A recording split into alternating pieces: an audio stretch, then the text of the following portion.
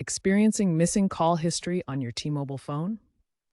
Usually, it's caused by sync issues between your phone, T-Mobile's network, and cloud services.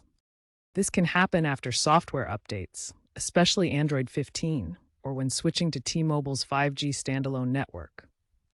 App permissions are another common culprit, particularly with stricter controls in Android 14 and later.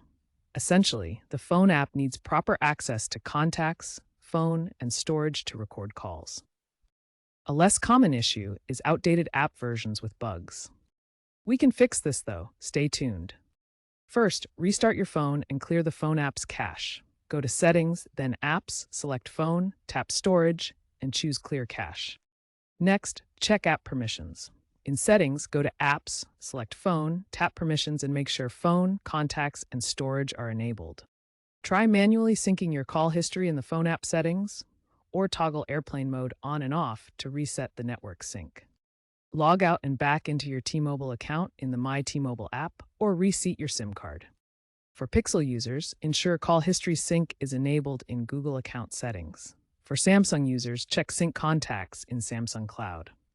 If all else fails, consider a factory reset, but back up your data first.